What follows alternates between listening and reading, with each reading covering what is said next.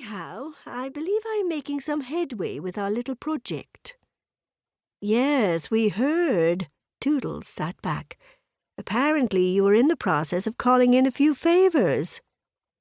Henrietta looked slightly affronted.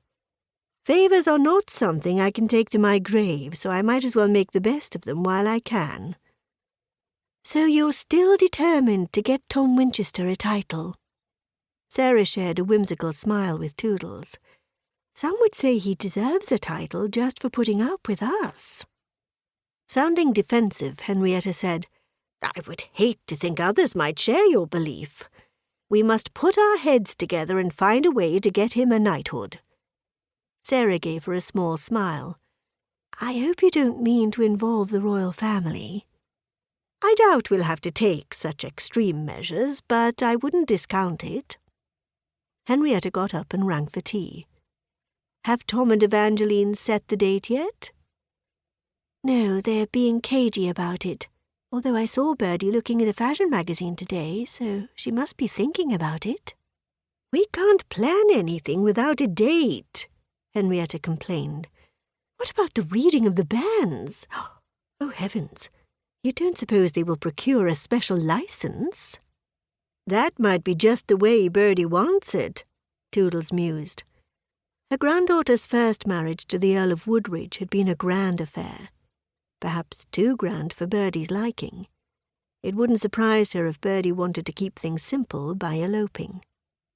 Henrietta gave a firm nod. "I shall have to have a word with the Archbishop and encourage him to decline the request." She gave a pensive nod. "I believe he owes me a favour too." Evie, the Countess of Woodridge, and Tom Winchester, the man who had been engaged as her chauffeur, only to become a permanent presence in her life, had recently alluded to a possible engagement. No one could say with any certainty if this had only been part of a gambit or if they were indeed headed down the aisle. Seth, the young Earl of Woodridge, had offered his congratulations, but he hadn't been specific. For all anyone knew, he might have been congratulating Evangeline on a job well done, assisting the police in their investigations. Henrietta had set her heart on Evangeline, as she preferred to call her, marrying a titled gentleman. However, she had no intention of interfering in her choice. In any case, she rather liked Tom Winchester. Truth be known, she had been engulfed with a rising fear which she simply couldn't reason with. What if Tom took Evangeline away? "Oh!" Sarah exclaimed, "I think I just saw your eye twitch." "Which one?" "Your right eye." Henrietta patted her right eye. "No, that's your left eye." "My left eye is my right eye from where you are sitting." "Yes, I suppose it is." Bradley, Henrietta's butler, entered the drawing-room and set the tea tray down on an intricately carved mahogany side table. He stepped back, and clasping his hands, he cleared his throat. "Shall I pour?" Sarah offered. "You might twitch at a most inopportune moment and burn yourself." "I think I can manage it."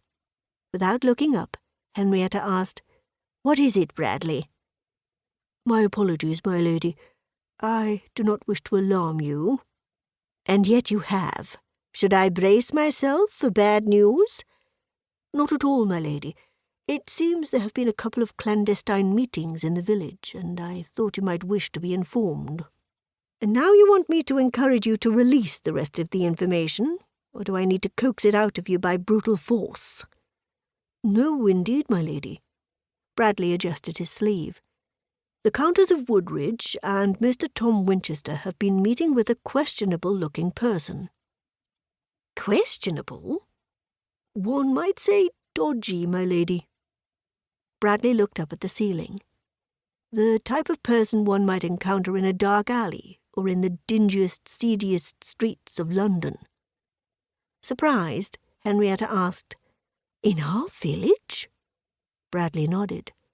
"Describe this person of dubious character." Bradley cleared his throat again. "The details are sparse, and one might even say contradictory. Some have described the person as scruffy. Others believe the person is a foreigner. Man or woman?" To keep listening to this audiobook, I've left you a link in the description so you can do it, at no cost thanks to Audible's 30-day free trial.